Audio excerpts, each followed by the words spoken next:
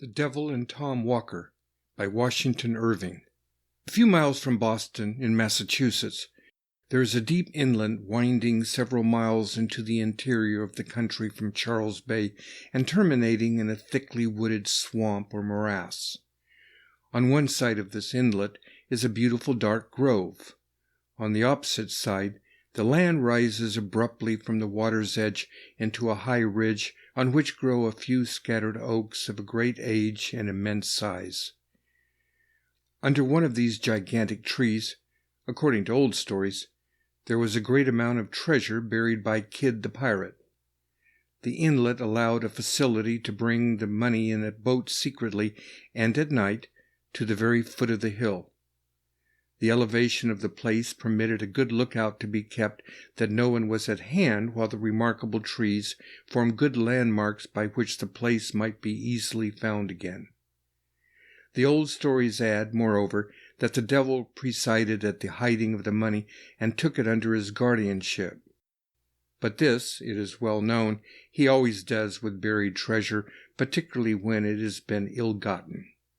Be that as it may, Kidd never returned to recover his wealth, being shortly after seized at Boston, sent out to England, and there hanged for a pirate. About the year 1727, just at the time that earthquakes were prevalent in New England and shook many tall sinners down upon their knees, there lived near this place a meager, miserly fellow of the name Tom Walker. He had a wife as miserly as himself. They were so miserly that they even conspired to cheat each other. Whatever the woman could lay hands on, she hid away. A hen could not cackle, but she was on the alert to secure the new-laid egg. Her husband was continually prying about to detect her secret hoards, and many and fierce were the conflicts that took place about what ought to have been common property. They lived in a forlorn-looking house that stood alone and had an air of starvation. A few straggling savin trees, emblems of sterility, grew near it. No smoke ever curled from its chimney. No traveler stopped at its door. A miserable horse, whose ribs were as articulate as the bars of a gridiron, stalked about a field where a thin carpet of moss, scarcely covering the ragged beds of pudding-stone, tantalized and balked his hunger, and sometimes he would lean his head over the fence, look piteously at the passer-by, and seem to petition deliverance from this land of famine. The house and its inmates had altogether a bad name. Tom's wife was a tall termagant, fierce of temper, loud of tongue, and strong of arm. Her voice was often heard in wordy warfare with her husband, and his face sometimes showed signs that their conflicts were not altogether confined to words. No one ventured, however, to interfere between them. The lonely wayfarer shrank within himself at the horrid clamor and clapper clawing, eyed the den of discord askance, and hurried on his way, rejoicing, if a bachelor, in his celibacy. One day that Tom Walker had been to a distant part of the neighborhood, he took what he considered a short cut homeward through the swamp. Like most short cuts, it was an ill-chosen route. The swamp was thickly grown with great, gloomy pines and hemlocks, some of them 90 feet high, which made it dark at noonday and a retreat for all the owls of the neighborhood. It was full of pits and quagmires, partly covered with weeds and mosses, where the green surface often betrayed the traveler into a gulf of black, smothering mud. There were also dark and stagnant pools, the abodes of the tadpole, the bullfrog, and the water snake, where the trunks of pines and hemlocks lay half drowned, half rotting, looking like alligators sleeping in the mire. Tom had long been picking his way cautiously through this treacherous forest, stepping from tuft to tuft of rushes and roots which afforded precarious footholds among deep sloughs, or pacing carefully, like a cat, along the prostrate trunks of trees, startled now and then by the sudden screaming of the bittern or the quacking of a wild duck rising on the wing from some solitary pool. At length he arrived at a firm piece of ground, which ran like a peninsula into the deep bosom of the swamp. It had been one of the strongholds of the Indians during their wars with the first colonists. Here they had thrown up a kind of fort, which they had looked upon as almost impregnable and used as a place of refuge for their squaws and children. Nothing remained of the old Indian fort but a few embankments gradually sinking to the level of the surrounding earth, and already overgrown in part by oaks and other forest trees, the foliage of which formed a contrast to the dark pines and hemlocks of the swamps. It was late in the dusk of evening when Tom Walker reached the old fort, and he paused there a while to rest himself. Anyone but he would have felt unwilling to linger in this lonely, melancholy place, for the common people had a bad opinion of it from the stories handed down from the times of the Indian wars, when it was asserted that the savages held incantations here and made sacrifices to the evil spirit. Tom Walker, however, was not a man to be troubled with any fears of this kind. He reposed himself for some time on the trunk of a fallen hemlock, listening to the boding cry of the tree-toad and delving with his walking staff into a mound of black mold at his feet. As he turned up the soil unconsciously, his staff struck something hard. He raked it out of the vegetable mold, and lo, a cloven skull with an Indian tomahawk buried deep in it lay before him. The rust on the weapon showed the time that had elapsed since the last death blow had been given. It was a dreary memento of the fierce struggle that had taken place in the last foothold of the Indian warriors. "Humph," said Tom Walker as he gave it a kick to shake the dirt from it. "Let the skull alone," said a gruff voice. Tom lifted up his eyes and beheld a great black man seated directly opposite him on the stump of a tree. He was exceedingly surprised, having neither heard nor seen anyone approach, and he was still more perplexed on observing, as well as the gathering gloom would permit, that the stranger was neither Negro nor Indian. It is true, he was dressed in a rude Indian garb, and had a red belt or sash swathed around his body, but his face was neither black nor copper color, but swarthy and dingy, and begrimed with soot, as if he had been accustomed to toil among the fires and forges. He had a shock of coarse black hair that stood out from his head in all directions and bore an axe on his shoulder. He scowled for a moment at Tom with a pair of great red eyes.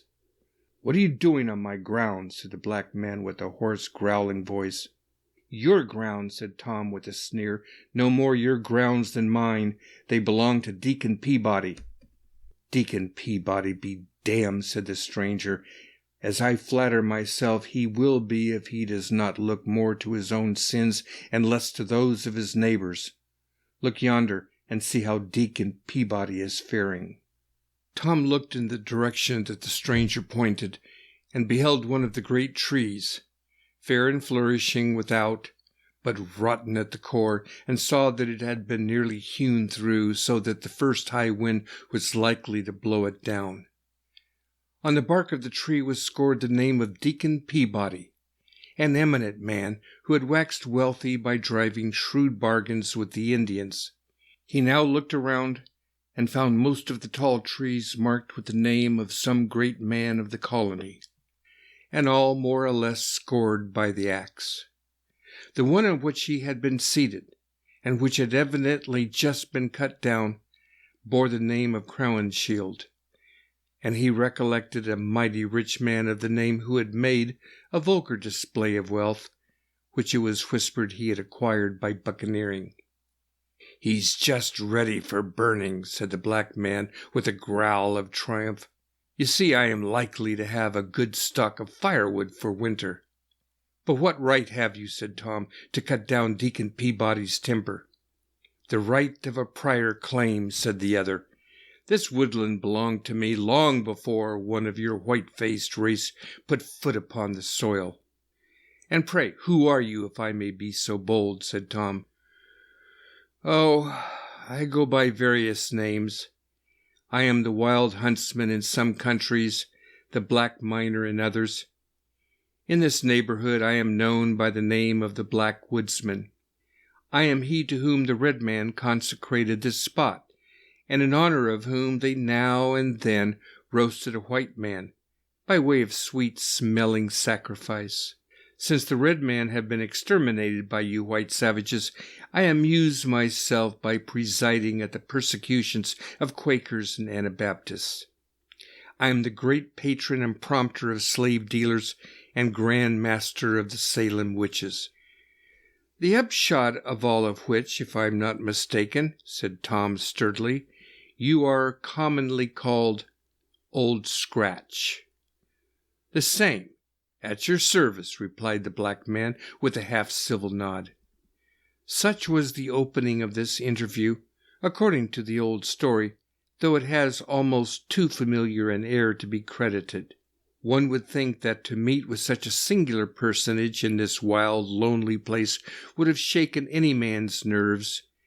But Tom was a hard-minded fellow, not easily daunted, and he had lived so long with his termagant wife that he did not even fear the devil. It is said that after this commencement they had a long and earnest conversation together as Tom returned homeward. The black man told him of great sums of money buried by Kidd the pirate under the oak trees on the high ridge, not far from the morass.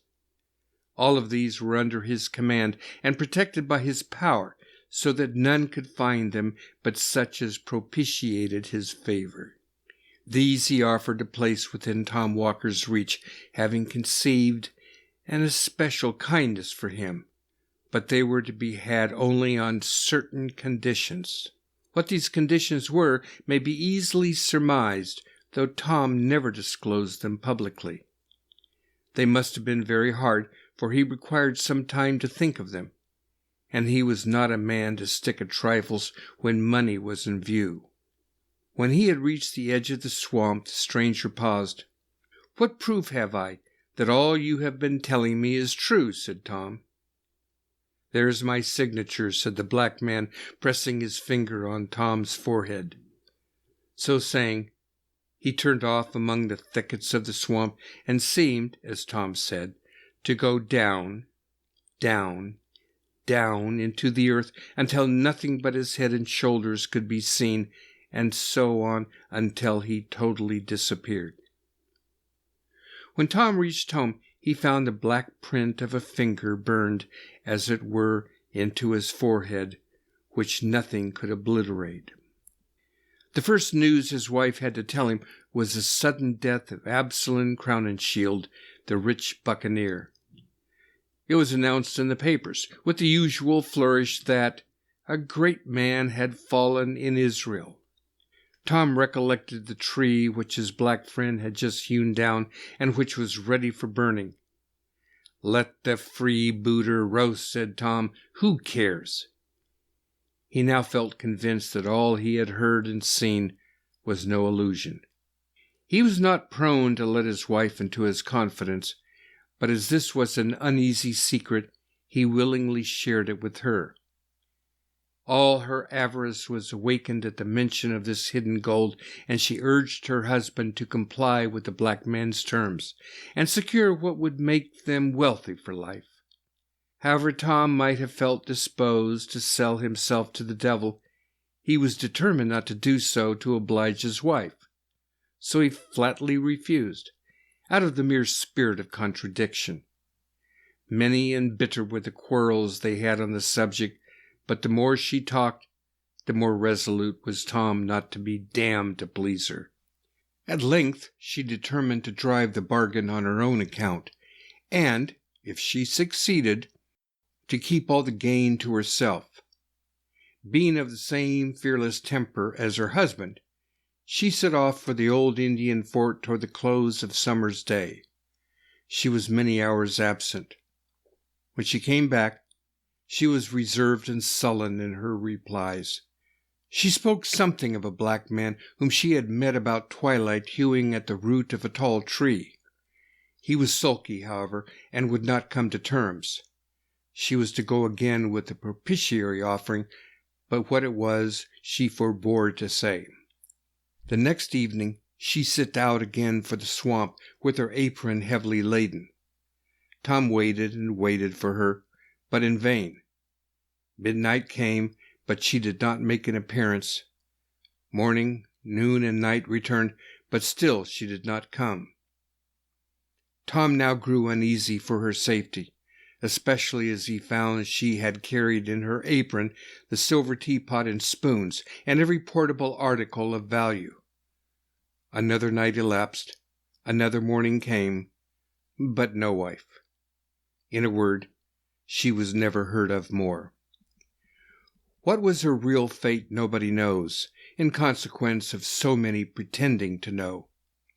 It is one of those facts which have become confounded by a variety of historians. Some asserted that she lost her way among the tangled mazes of the swamp and sank into some pit or slough. Others, more uncharitable, hinted that she had eloped with the household booty and made off to some other province, while others surmised that the tempter had decoyed her into a dismal quagmire, on the top of which her hat was found lying. In confirmation of this, it was said a great black man with an axe on his shoulder was seen late that very evening coming out of the swamp, carrying a bundle tied in a check apron with an air of surly triumph. The most current and probable story, however, observes that Tom Walker grew so anxious about the fate of his wife and his property that he set out at length to seek them both at the Indian fort. During a long summer's afternoon he searched about the gloomy place, but no wife was to be seen.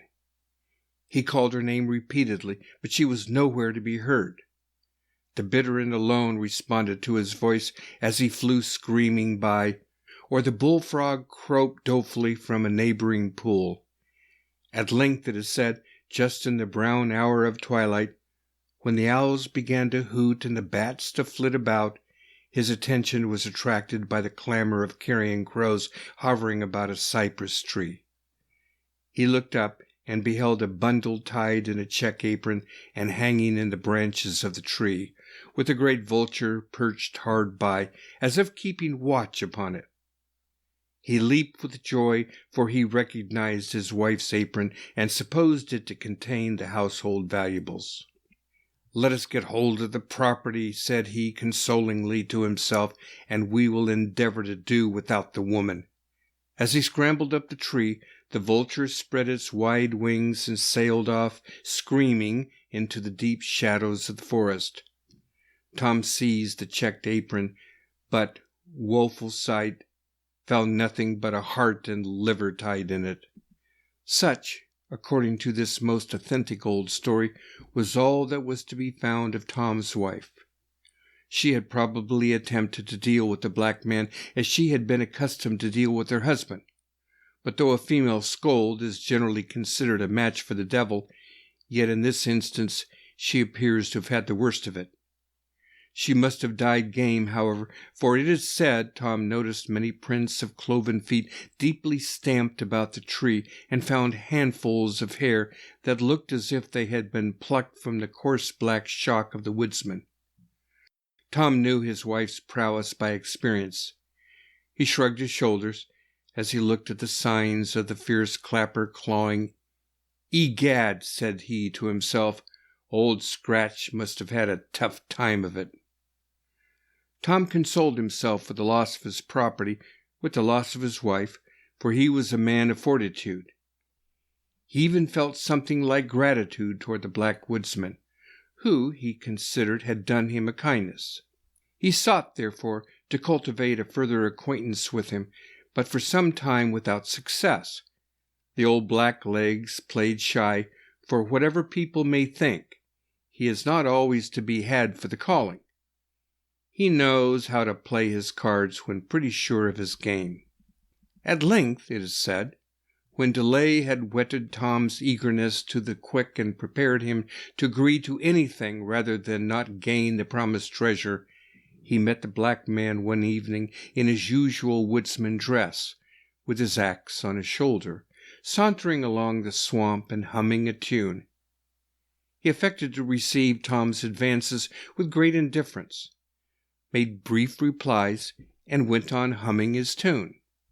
By degree, however, Tom brought him to business, and they began to haggle over terms on which the former was to have the pirate's treasure. There was one condition which need not be mentioned, being generally understood in all cases where the devil grants favors. But there were others about which, though of less importance, he was inflexibly obstinate. He insisted that the money found through his means should be employed in his service. He proposed, therefore, that Tom should employ it in the black traffic. That is to say, that he should fit out a slave ship. This, however, Tom resolutely refused. He was bad enough in all conscience, but the devil himself could not tempt him to serve slave trader. Finding Tom so squeamish on this point, he did not insist upon it, but proposed, instead, that he should turn usurer, the devil being extremely anxious for the increase of usurers, looking upon them as his peculiar people. To this no objections were made, for it was just to Tom's taste. "You shall open a broker's shop in Boston next month," said the black man. "I'll do it tomorrow if you wish," said Tom Walker. "You shall lend money at 2% a month." "Egad, I'll charge 4," replied Tom Walker. "You shall extort bonds, foreclose mortgages, drive the merchants to bankruptcy." "I'll drive them to the devil," cried Tom Walker. "You are the usurer for my money," said Blacklegs with delight. "When will you want the rhino?" "This very night." "Done," said the devil. "Done," said Tom Walker. So they shook hands and struck a bargain. A few days' time saw Tom Walker seated behind his desk in a counting house in Boston. His reputation for a ready-moneyed man who would lend money out for a good consideration soon spread abroad. Everybody remembers the time of Governor Belcher when money was particularly scarce. It was a time of paper credit. The country had been deluged with government bills. The famous land bank had been established. There had been a rage for speculating. The people had run mad with schemes for new settlements, for building cities in the wilderness. Land jobbers went about with maps of grants and townships and Eldorados, lying nobody knew where, but which everybody was ready to purchase. In a word, the great speculating fever which breaks out every now and then in the country had raged to an alarming degree, and everybody was dreaming of making sudden fortunes from nothing. As usual, the fever had subsided, the dream had gone off, and the imaginary fortunes with it. The patients were left in doleful plight, and the whole country resounded with the consequent cry of hard times.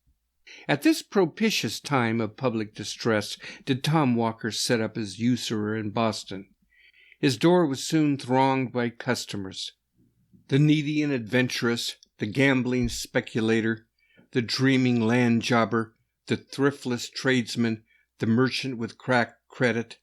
In short, everyone driven to raise money by desperate means and desperate sacrifices hurried to Tom Walker.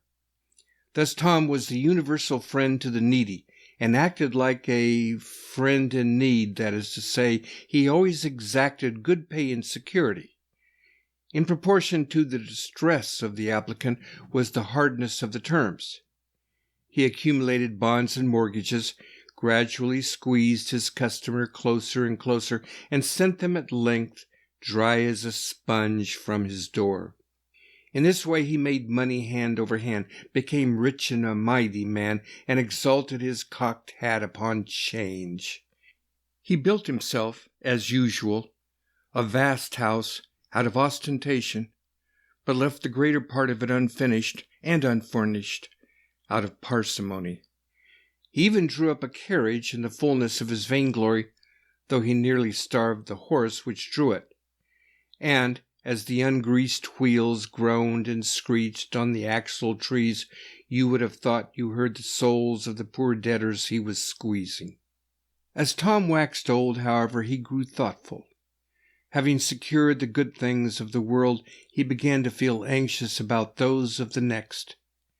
He thought with regret of the bargain he had made with his black friend, and set his wits to work to cheat him out of the conditions. He became, therefore, all of a sudden, a violent churchgoer. He prayed loudly and strenuously, as if heaven were to be taken by force of lungs.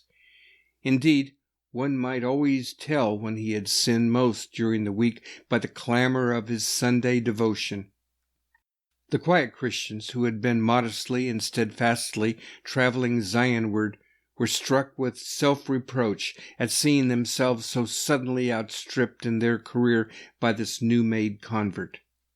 Tom was as rigid and religious as in money matters. He was a stern supervisor and censurer of his neighbors, and seemed to think every sin entered up to their account became a credit on his own side of the page. He even talked of the expediency of reviving the persecution of Quakers and Anabaptists. In a word, Tom's zeal became as notorious as his riches. Still, in spite of this strenuous attention and forms, Tom had a lurking dread that the devil, after all, would have his due. That he might not be taken unawares, therefore, it is said he always carried a small Bible in his coat pocket. He also had a great folio Bible on his counting-house desk, and would frequently be found reading it when people called on business. On such occasions he would lay his green spectacles in the book to mark the place, while he turned round to drive some usurious bargain. Some say that Tom grew a little crack-brained in his old days, and that, fancying his end approaching, he had his horse new-shod, saddled, bridled, and buried with his feet uppermost, because he supposed that at the last day of the world would be turned upside down, in which case he should find his horse standing ready for mounting, and he was determined at the worst to give his old friend a run for it. This, however, is probably a mere old wives' fable. If he really did take such a precaution, it was totally superfluous. At least so says the authentic old legend, which closes his story in the following manner. One hot summer afternoon in the dog days, just as a terrible black thunder gust was coming up, Tom sat in his counting-house, in his white linen cap and India silk morning gown.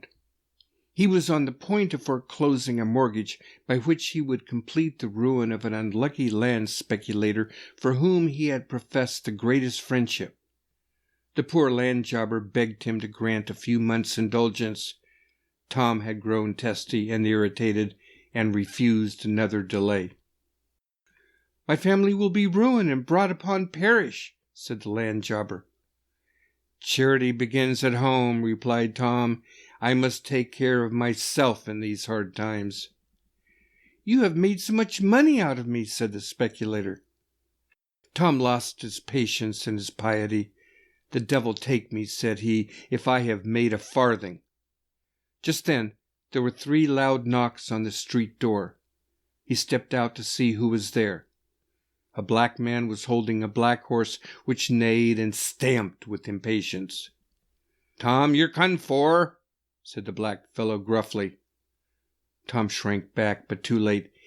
He had left his little Bible at the bottom of his coat pocket and his big Bible on the desk buried under the mortgage he was about to foreclose. Never was sinner taken more unawares. The black man whisked him like a child into the saddle, gave the horse the lash, and away he galloped with Tom on his back in the midst of a thunderstorm. The clerks struck their pens behind their ears and stared after him from the windows. Away went Tom Walker, dashing down the streets, his white cap bobbing up and down, his morning gown fluttering in the wind, and his steed striking fire out of the pavement at every bound. When the clerks turned to look for the black man, he had disappeared. Tom Walker never returned to foreclose the mortgage. A countryman who lived on the border of the swamp reported that in the height of the thunder gust he had heard a great clattering of hoofs and a howling along the road, and running to the window caught sight of a figure such as I have described on a horse that galloped like a mad across the fields, over the hills, and down into the black hemlock swamp toward the old Indian fort, and that shortly afterwards a thunderbolt falling in that direction seemed to set the whole forest in a blaze. The good people of Boston shook their heads and shrugged their shoulders, but had been so much accustomed to witches and goblins and tricks of the devil in all kinds of shapes from the first settlement of the colony that they were not so much horror-struck as might have been expected. Trustees were appointed to take charge of Tom's effects. There was nothing, however, to administer upon. On searching his coffers, all his bonds and mortgages were reduced to cinders. In place of gold and silver, his iron chest was filled with chips and shavings. 2 skeletons lay in his stable instead of 2 half-starved horses, and the very next day his great house took fire and was burned to the ground. Such was the end of Tom Walker and his ill-gotten gain. Let all gripping money brokers lay this story to heart. The truth of it is not to be doubted. The very hole under the oak trees whence he dug Kid's money is to be seen to this day, and the neighboring swamp and old Indian fort are often haunted in stormy nights by a figure on horseback, in morning gown and white cap, which is doubtless the troubled spirit of the usurer.